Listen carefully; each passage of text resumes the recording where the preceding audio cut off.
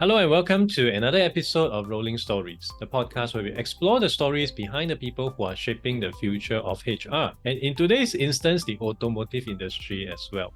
I'm your host, Adrian Tan, and today I'm joined by Jeslin Lim, GM, Head of HR at Cycle Carriage Singapore. Jeslin is a seasoned HR leader with over 20 years of experience in the field and has been instrumental in driving digital transformation in HR at Cycle Carriage. So in today's episode, we'll dive into her journey of implementing a major digital HR initiative in 2018, how she overcame the challenges and obstacles along the way. We also discuss how she has continued to evolve and improve her digital HR initiative since then, and what advice she has for other HR leaders who are looking to do the same. And finally, of course, a vision for the future of HR and how technology will continue to shape the industry. So without further ado, let's get rolling with Jeslin. Jeslin, welcome to the show. Thank you, Adrian. Thank you for having me. You're most welcome. Can you start by introducing yourself and your background in the HR field, including your experience as a HR leader in the automotive industry?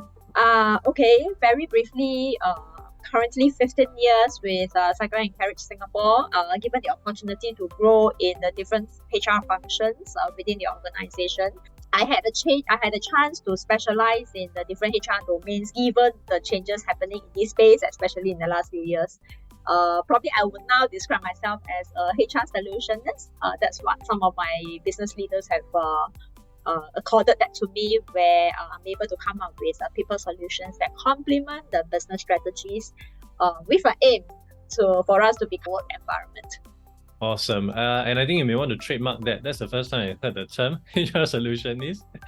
Let people know that it came from your end. So you have a wealth of experience in implementing HR initiative. And importantly, I think we want to discuss about the major digital HR initiative that happened in 2018. Now, walk us through what happened in 2018. How did this whole thing come about? I'm very certain it came way before 2018. How did this seed of the need to transform even occur to Cycle Carriage and to yourself? Okay, so different standalone applications for different processes. So imagine that you have one set of data and you have to do data entry in multiple sets of applications just because they are not talking, and it's human that is enabling the systems to talk, which then went this very famous thing called human error. So the platform issue, it was quite one application to cloud or maybe to even a web-based version. And the interesting part was the cost to develop an interface to move this application to a web-based version costs more than the application itself. So imagine it's like if you are moving to a new house and you spend more ID than the cost of the house. So that was the question that triggered us. I would say, oh no, a burning platform issue, why are we doing this? So a question that said, why are we doing this, and how might this be different in the next 5 to 10 years? Because more than 10 applications, can you imagine moving all 10 later on to a multi-module environment? So that was the start of how we started to formulate the business case and the reason for change. I think perhaps an even more appropriate analogy is you pay more for the moving company than the cost of the house, because in actual fact, that is what you're trying to do, to move from point A to point B. Yeah. So that was the funny part that triggered on our end. So from 10 systems, let's fast forward to today. Obviously, I would imagine you don't have 10 systems anymore, but maybe could you help us to understand what is the HR tech stack, or what is the state of affair you have right now in the company? Okay, so maybe I should in fact today we are quite proud to see very less than 10% towards move towards really supporting the flexible working arrangement and being independent for both employees and manager. We don't need to be coming to the office physically to connect to a LAN in order to access them. Which many companies have to at the start of COVID, when situation forced many people not to go back to office. And I think your initiative, in a way, the stars are also quite aligned, right? Because it started way in 2018. I would imagine 2-3 years later, things would more or less be settled down, and then COVID hits. But at that point in time, you all are way prepared. Yes. You are very right to say that. So I'll count our blessings in that we see all this coming. So when COVID hits, the HR team leader bring the laptop. But of course, at that time, not all the processes were already on cloud. So we only had a critical function, one of the critical functions that is not on. So we had to work with new working on cloud arrangements to come if need to. So for So that listeners who may not be aware, VPN basically is a private network that allow you to dial into your company HQ server, and of course allow you to operate from home or anywhere as if you're in an office environment. But got some disadvantage lah. Usually it's slower and you need access, sometimes cannot log in, etc. etc. So I would like to move over to this project evolution. Every major project, don't just say major lah, even the minor ones will come with its own set of challenges and obstacles. Can you share with us some of the ones that you've came across, especially some of the sacred cows that you may have to slay in order to move forward and make this digital HR future possible for CNC? Okay, I maybe I categorize that along right process. So maybe to let go is a conventional process like confirmation appraisal. So it's HR will, or maybe in any recruiting process, we will always have a confirmation appraisal. Because we hire with the notion to evaluate and concern, so that confirmation appraisal process is and because of this, so if we have high volume, then there will be high volume of probation appraisals, then HR became a paper pusher. And often than not, if we improve, I can't look at it and say, if we improve on the recruiting process, then the chances of us doing confirmation appraisal will be lessened. So we went to COVID the process. Then how might we change this confirmation appraisal process? New hires are auto-confirmed in their role, so we hire with a notion to confirm. And in place will be regular check-ins, goal setting, start the goal setting conversation earlier instead of appraisal. So we ask the hiring managers and we say that, look, if this is going to be the way forward, I will stop asking you for confirmation appraisal, but do your part, and or you click a button to say, finally we are able. I also imagine it to be a very positive signal across, because people may just see it as, one paperwork, we just drop it off. But if you think further and how it trickled down, it is actually quite empowering, because in the olden period when there was a confirmation, I would imagine as a perhaps laid back, not very ambitious middle manager, I'll be like, okay, new hire, sink or swim is your own problem lah. If you cannot swim, then you won't get confirmed and then I'll move on lah. But in a way, this whole thing is being passed to the responsibility of the hiring manager to team up with the new hire, because the perspective from day one is you has to be confirmed. So you must make it. I will do my best to make sure you make it. Did that actually happen? Yes. In fact, that was the way that we educate the process of probation. Does it work all the time? I won't say yes, but majority of the hiring managers as an organ is reduce that notion of a perfect candidate. It doesn't happen that way. Did that also permeate to the talent acquisition aspect, where they are a bit more selective because they know for sure this person will be staying with me for life? It's like marriage, right? You don't randomly marry the first person that walks straight to you. You have to be a bit more discerning because you know for sure it's for life. Correct. Yes, you are right. You are very right that the entire supply chain of that process actually had a trickling effect, whether before or after. They will start to really say, they think that this person has a better chance of working towards a confirmation and not a trial and error kind of mentality. I see. Okay, and I really like this example of design thinking. I have heard of design thinking in HR for many times. I think too many times that it's somewhat become more of a buzzword. So it's refreshing to actually hear an actual story and anecdote on how it became about. I just want to understand your approach to design thinking within HR. Are there certain prerequisite criteria that you look at in order to decide whether something is, back to the sacred cow analogy, slayable or not, and in fact whether it makes sense to slay them to move forward? Okay. I am maybe I should say that in my mind I will only be thinking as what is the impact to the people who are using it.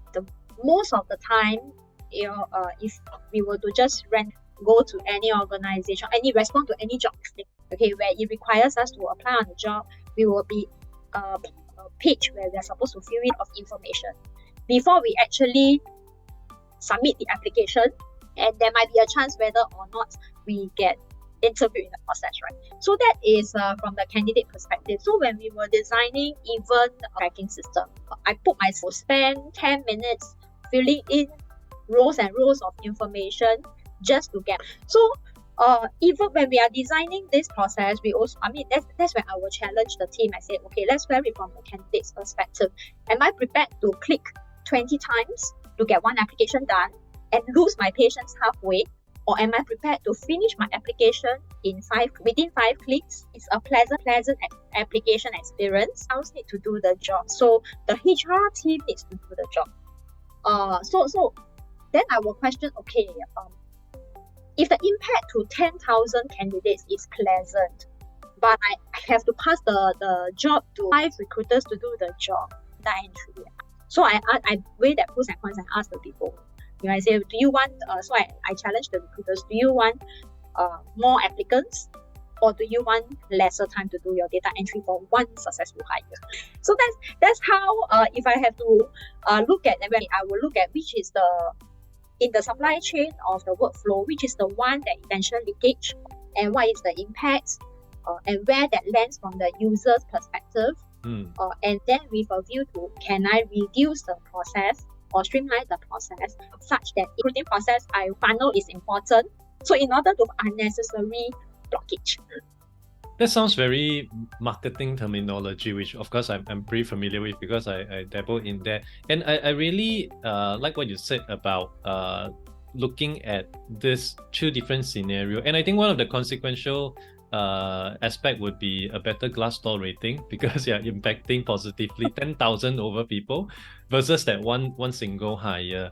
It reminded me of a story. I was speaking with a bank, and they basically did something like that, but on the performance review side.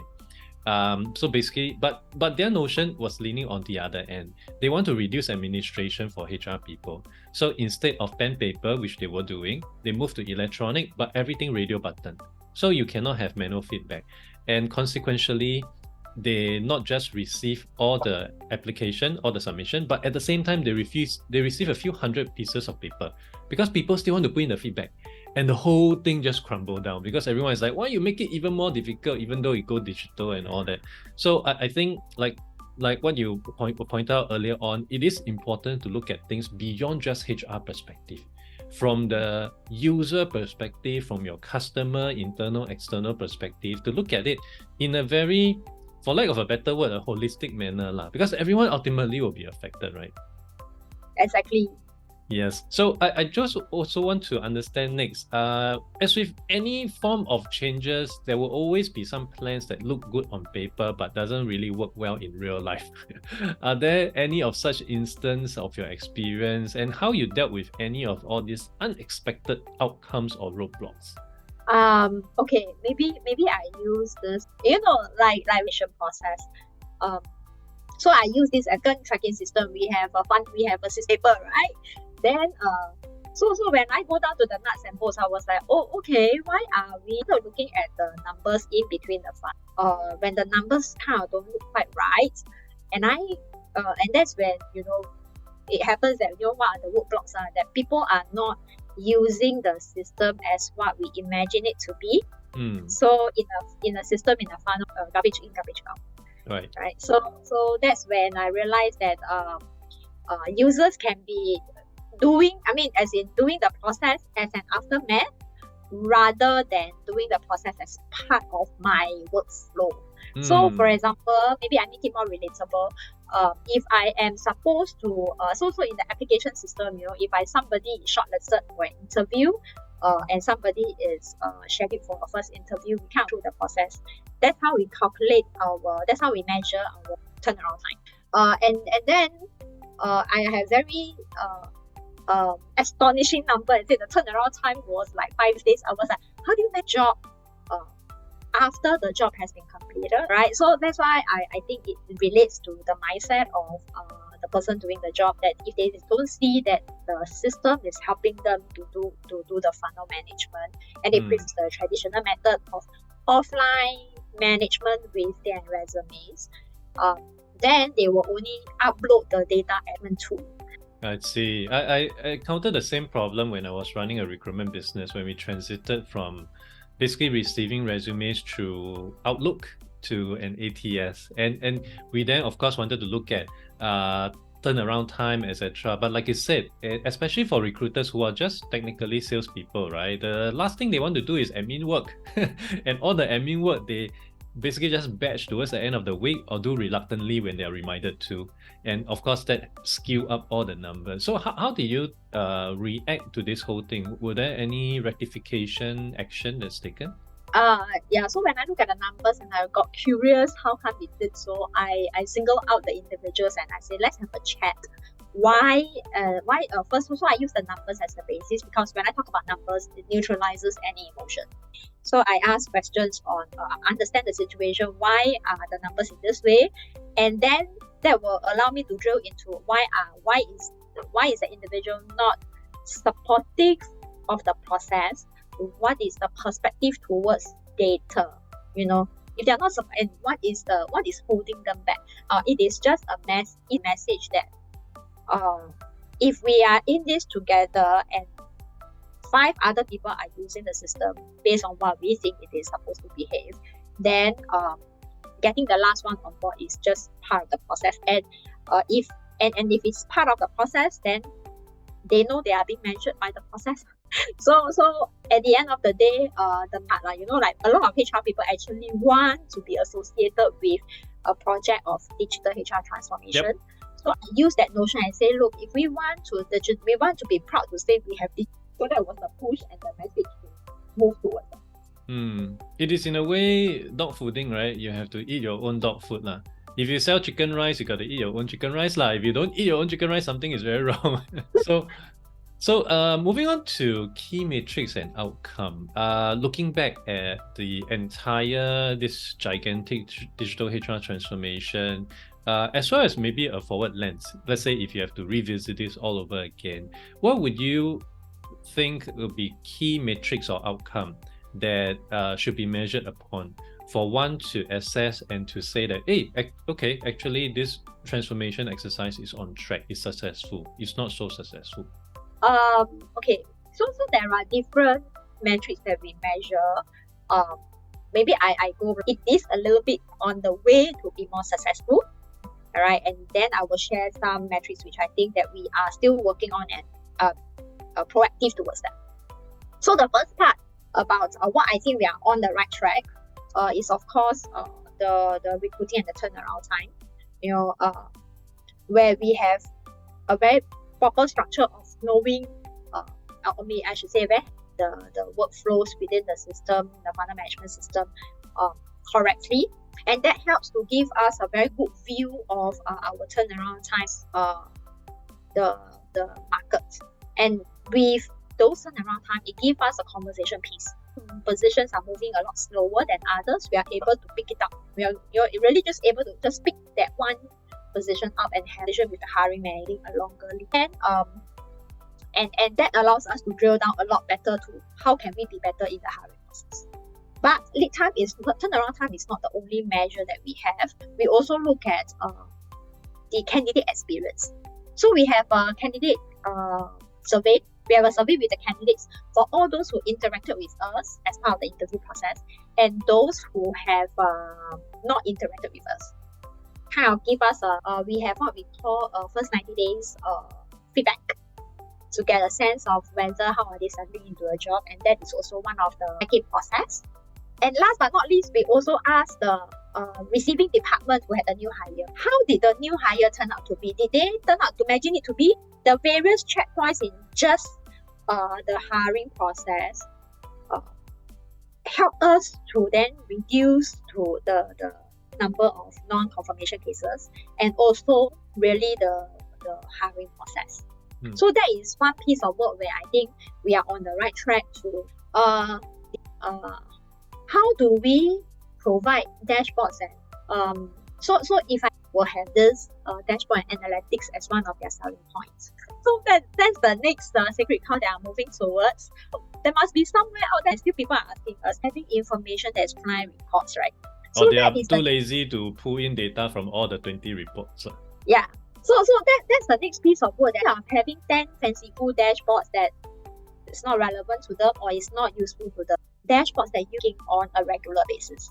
Work in progress such that if support them rather than just and to reduce the number of instances people keep coming over to HR asking for the same dashboard, same report. It's all there. So moving on, for listeners who may be looking at their own digital HR initiative, their own digital HR transformation, having gone through what you have shared with us, are there any parting advice, any key consideration that you think they may want to bear in mind? And also taking into consideration, of course, your exercise really started pre-COVID, a few years before. Has COVID also somehow affected how you view things right now? If you have to say, do the 2018 kickoff in 2023, how different would that be? And how would that translate into advice for people who are looking at their own transformation? Okay, I must maybe I should say that HR tech is an ever changing process. That means it's always a change is constant. What works well, a process that works well 3 years ago may not continue to work well 3 years later. So having the mentality to always look at what can be better is important. I mean, number one, that's one thing that I have always challenged, because what are some of the processes that have worked? I mean, some of the automated tasks that we have implemented in the last 5 years for some of them. So I'm revisiting some of the high churn tasks, I call it tasks or processes, and then streamlining it to be more relevant for the business environment and for the HR partners. So that's one thing I'm constantly reviewing. Number two is, I don't know whether colleagues or professionals, I get that question that, what do you want to see? So it's like, what do you want to see? Then I will design that dashboard for you or design that report for you.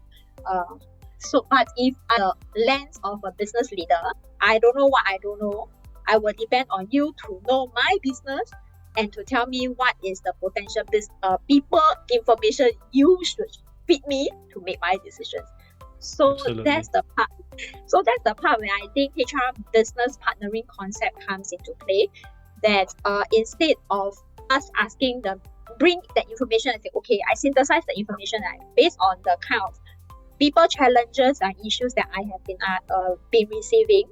And then I synthesize the information. What is the top one for dashboard that's important for you to make a decision? And I bring this forward to you, and I educate them in the process first, and I get that. So dashboards and make sense to them. So my do I say that my tip or my advice or my sharing is really the ability to wear different, how we can solve a challenge in a different manner, and then the ability to synthesize that information and say, okay, let's go with one of the approach. Will be more holistic, more work. Okay, I must admit. But it's an individual and say that, okay, if I do that and then I put forth a solution that is acceptable by most of the stakeholders and contribute to the. I think it's very similar to the candidate experience improvement exercise you mentioned earlier on. I mean, granted, it's definitely more work for your TA, that one we cannot run away from it. But ultimately, having put on all these multiple lens, it came to a realization that actually that is still the most ideal approach, because you're going to impact positively 10,000 applicants versus just one single applicant that got hired. So I think that perhaps will be the key summary to this entire conversation. For people looking to embark or sitting on the fence about their whole digital HR transformation, hopefully some of the tips that Jeslin has shared with us today will be very useful in your own journey as well.